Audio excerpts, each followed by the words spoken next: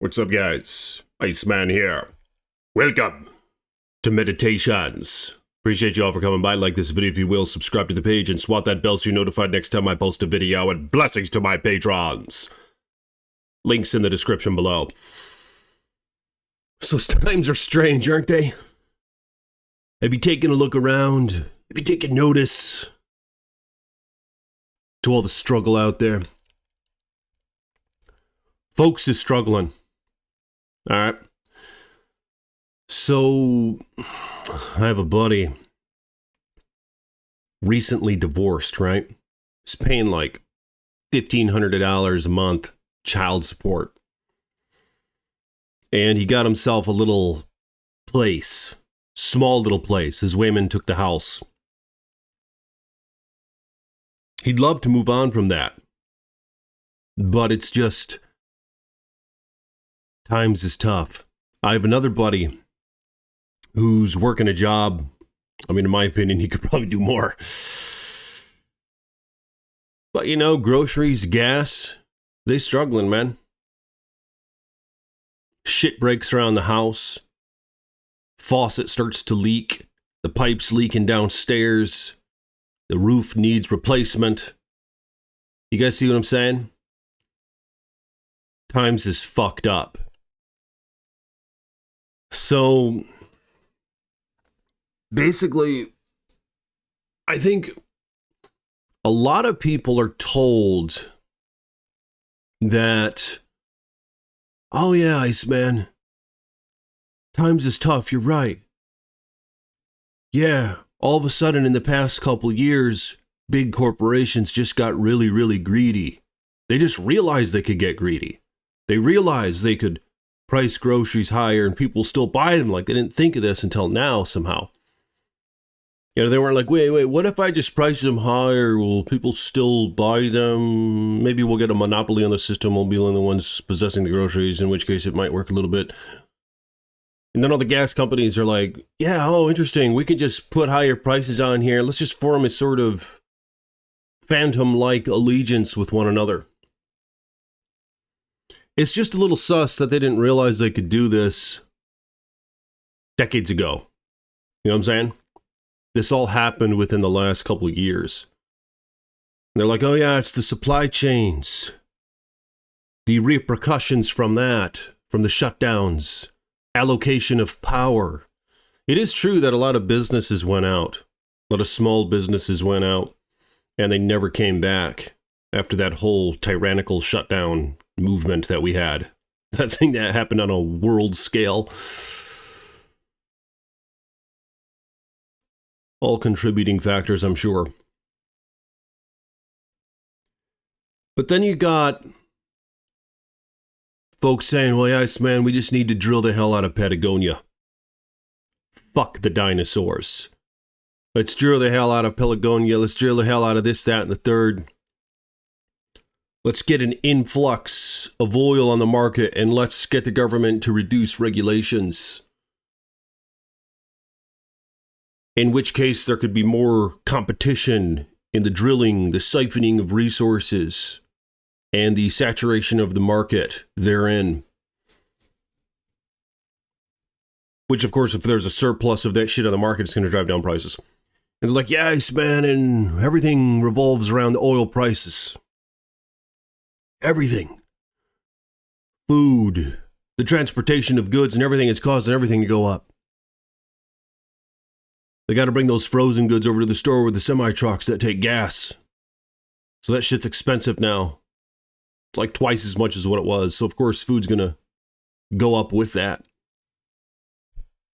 And they say, yes, man, petroleum and gas and shit is used to make all sorts of things. Look it up, man. What products are made with petroleum? I mean, it's like 90% of them or something. All right. And then there's indirect use of it. You know, it's used to make like everything. It's correct. So there's a lot to be said in that. If we flood the market with that shit, no pun intended, then the prices should drop. But nonetheless, You guys see where I'm going with this? Like, there's all sorts of this, that, and this way and the other way you can go with this mess. But the bottom line is, this is the reality that we find ourselves in right now. And things is fucked up. You guys know what I've been doing for years? You know what I've been doing the past decade? So what's the year? It's 2024. Yeah, I would say since like 2011 is probably when I began my ascension. I looked around. I was like, lies, deception everywhere. And I was like, human nature. I was like, people constantly buying shit that they don't need and are never happy. In fact, it seems to get worse as they increase all the useless shit around them. I was like, I don't need a fucking boat. I was like, yeah, I could get a used car for a couple $1,000s. Why the hell would I buy a new car? I was like, So there's like natural disasters, there's war, there's falls of economies. All sorts of things could happen at random. Why the fuck would I live at the edge of my means? You see what I'm saying? So what I began to do is I became a cheap-ass motherfucker. Alright? I bought my clothes from thrift stores, except for the panties and the socks and the shoes and the occasional jacket. Everything else I bought from thrift stores. Bought used vehicles, one or two. I even have an extra one. Right now, my wives and I share 2 vehicles. Most of the time, we don't even use them. We're just chilling at home a lot, hustling. But we do have 2 vehicles, and I would always have 2 vehicles at this point on because it's good to have a backup. You don't want to have to borrow this or that or rent this or that or rely on any of that shit. And what I started to do is I got rid of all my bills, as many as I could. I never had a car payment. All right. I bought my vehicles outright with cash is what I always have done. And you got to do your research. I was buying dumb shit up until about 2017. I started making better decisions with that. Like I had a couple Jeeps, a few $1,000s each. They're complete garbage. We had a Chevy. It was okay. But then I discovered Toyota. And I never went back. So got a couple used Toyotas for a few $1,000s each. They have 250,000 plus miles on each of them. And they drive like new. And these things are like 20 years old. Not even fucking with you, man. So you see what I'm saying? You got to start making those executive decisions and stop copying everybody. Oh, do you have Amazon? The little streaming thing where you can watch that woke Lord of the Rings bullshit and all this other woke dissenting bullshit. Do you have that, Iceman? I do. I also have Netflix. Do you have that where you can watch all that woke dissenting bullshit and just wake every fucking second that you spend on that? You can just burn your time and life away watching that useless garbage. Like, do you have that, Iceman? Oh, Iceman, do you have Game Pass for Xbox? You can play all that woke fucking garbage. They just don't make games like they used to, do they? Man, what happened to gaming? Yeah, I remember Legend of Zelda, Ocarina of Time. Why the hell haven't they remastered that? And no, the DS remake does not count. I'm not playing that fucking game on a screen this big, all right? Oh, but you can port it onto your TV. Yeah, but it was made for a little tiny screen. I'm not going to blow it up on the TV. I have a nice surround sound system here. I want a game that's optimized to play at home on the couch with a controller on your TV. And that's a cop-out. What's cop-out mean again? I think it's fitting for this. The game, they need to they need to make it with modern graphics, and they need to remake it, you know. But keep the theme, keep the heart of it, keep the soul of it. Don't make like all the chicks guys or whatever the fuck they do nowadays. You know, keep them as they are. Just accentuate their features, you know, make them better. Less pixelated. Maybe add a little bit more depth to it. I don't know. Bigger inventory or something like that. Bigger stash. But yeah, remake that game, will you? Nintendo, what the hell are you waiting for? You guys remember GoldenEye? You remember Halo Combat Evolved? You remember Halo 2? You remember Halo 3? And you remember Halo Reach? I had the best time playing Halo Reach. I know that's a very controversial topic. Unlike everything else I've said in this video so far. But Halo Reach was the greatest time I've ever had playing Halo. The multiplayer, played the hell out of it. It was awesome. It was Bungie's last Halo game. And it all went to shit after that, of course. They probably knew this was coming. They probably knew it was just going to be a bunch of subliminal messaging, woke garbage from here on out and everything, and they weren't going to focus on good games anymore. You guys remember Resident Evil 1, Resident Evil 2, Resident Evil 3, Resident Evil 4 even? Even though 4 kind of took it away from the series and the gameplay mechanics, but 4 was okay. A lot of Gen Zers and all that loved 4, but I kind of like the old tank control style. I like the old Resident Evils. And then they even remade one. Got that for GameCube. It was awesome. Guys remember Diablo 1, Diablo 2? Those are good games. What happened to gaming? Yeah, Iceman, get the Game Pass. Yeah, I'm going to waste my money on that.